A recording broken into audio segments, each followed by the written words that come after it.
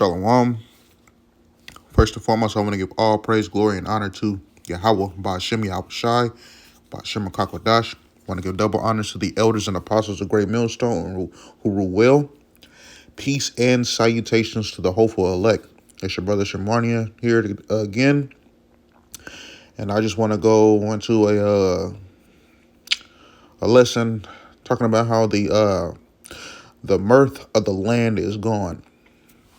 Because you can see here and today in America that, like I said, the mirth of the land is gone.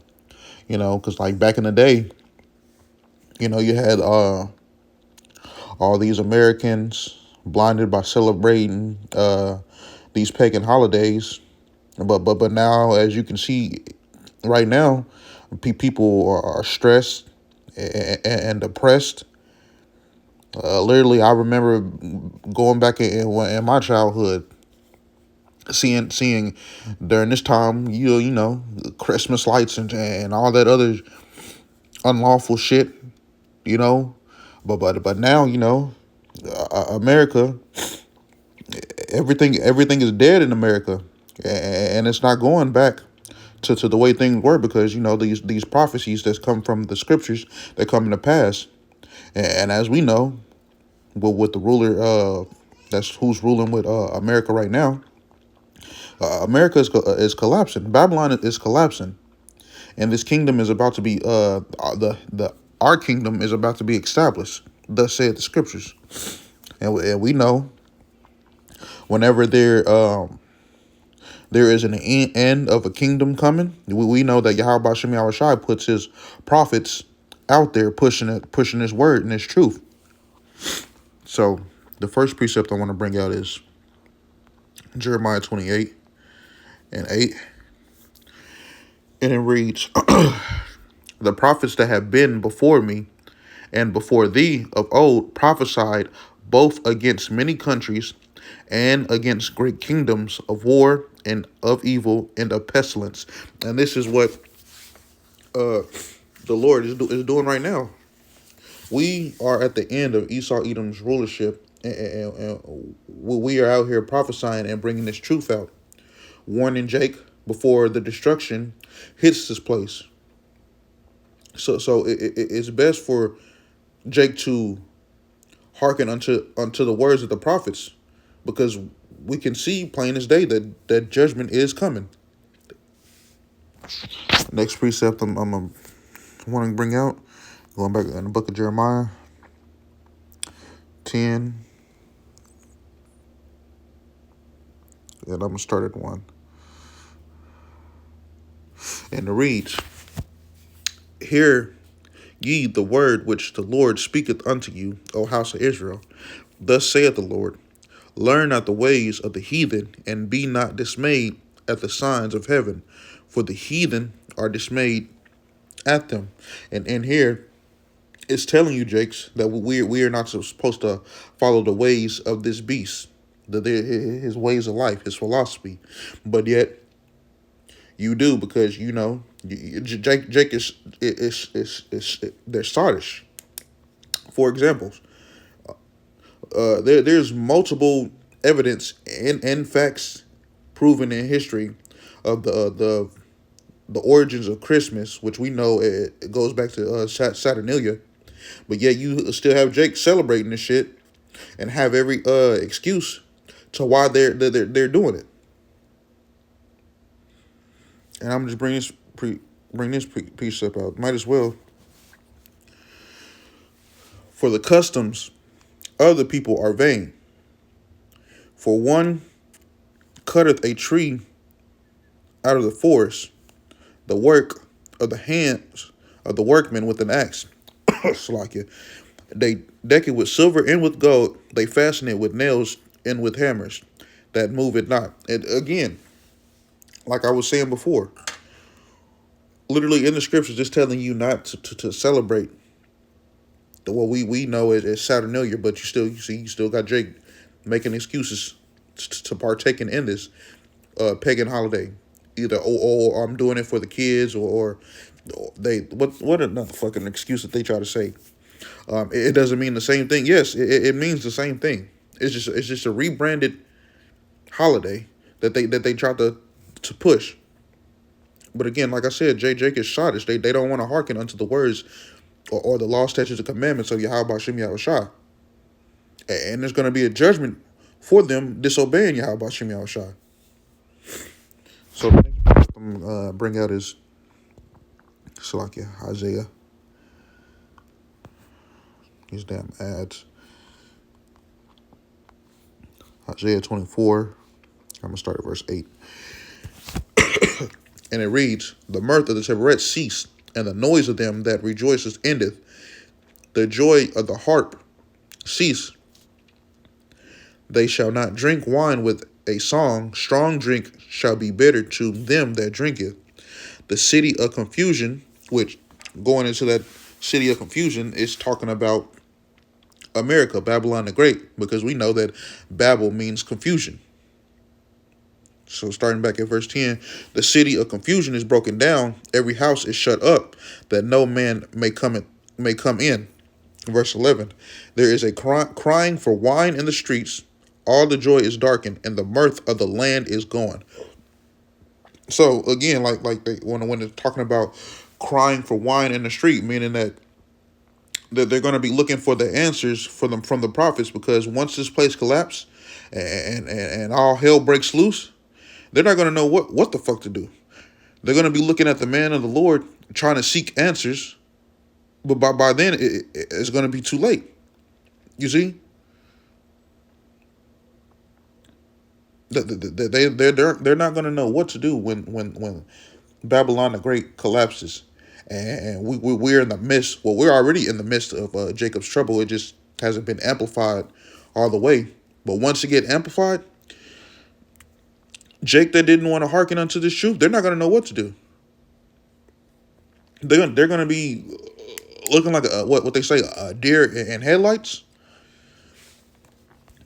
See, so verse 12, and the city that is left desolate, and the gate is smitten with destruction. And this is what is to come of this place, death and destruction. So any Jake that wants to continue to follow this devil, you niggas is gonna die, because again, you refuse to listen, and you refuse to hearken unto the words of Yahweh Shem Yahushua. Next precept I'm gonna bring out is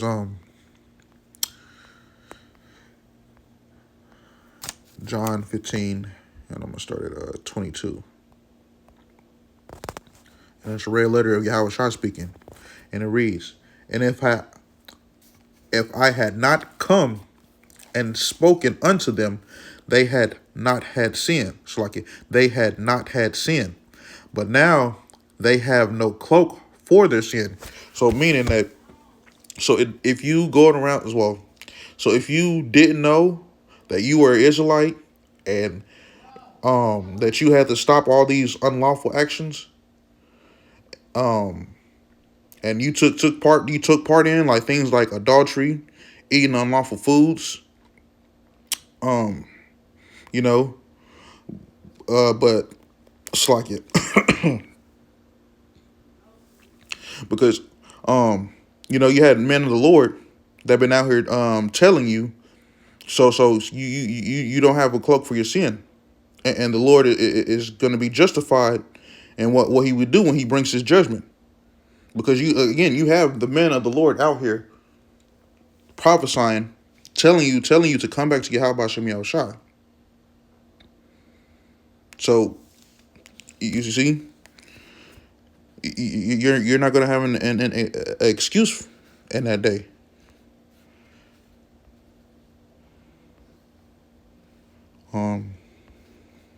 Next precept I'm going to bring out is Psalms 19. I'm going to start at verse 4. Psalms 19, I'm going to start at verse 1. And it reads, to the chief musician, a Psalms of David, the heaven declared the glory of the Most High, that and the firmament shewed his handiwork.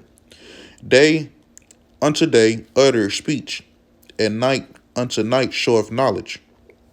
So meaning that this is going into how the internet does the heavy lifting, because you have these videos being pushed out in this world, so that excuse of "I didn't know" is going to be invalid, and the ones that are supposed to hear this truth and get woken up unto this truth, they're going to be sealed.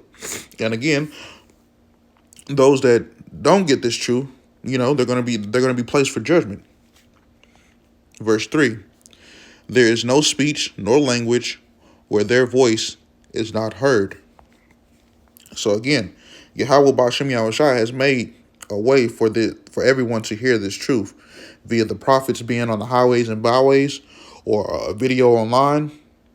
Everyone will know that a prophet had been among them, as the scripture says. You see? Next precept I'm going to bring out, Salakia, it's going to the book of Matthew. Matthew 24 and 14. And it reads, "And the gospel of the kingdom shall be preached in all the world for a witness unto all nations, and then shall the end come." And when you're going into that, this is talking about how the true understanding of the scriptures is going to be preached unto the four corners of the earth. Because again, you have Israelites scattered, and they have to hear this word. This is a prophecy that has to come to pass, or it is coming to pass, because again, the internet does the heavy lifting, and we got brothers in Italy, all over in the Eastern Hemisphere, and they know about the 100% truth. You see, and basically, yeah, and when it says the end shall come, this is what we brothers and sisters in the truth is waiting for Yahweh Ba'Shem Yahushua to come back and put this devil out of rulership. But because again, we're longing to be in the kingdom. So last precept I'm gonna bring out is Daniel 12 and 1, and it reads, "And at that time shall Michael stand up, the great prince, which standeth for the children of thy people, and there shall be a time of trouble, such as never was since there was a nation, even to the same time. And at that time thy people shall be delivered, every one that shall be found written in the book of life." And of course, this verse is going into this time that's about to be amplified. Just talking about Jacob's trouble that's going to be amplified. We're going to need what do they say, the divine intervention when that time comes. We need to be saved out of that place. And if you're not a part of the elect, you're not going to be saved during that time. And this is what we're longing for. Again, we're longing for the kingdom of heaven to be established on this place. So, again, I want to, ending this lesson, I want to give all praise, glory, and honor to Yahweh Ba'Shem Yahushai, Ba'Shem Rakakodash. I want to give double honors to the elders and apostles of Great Millstone who rule well. Peace and salutations to the hopeful elect. Shalom.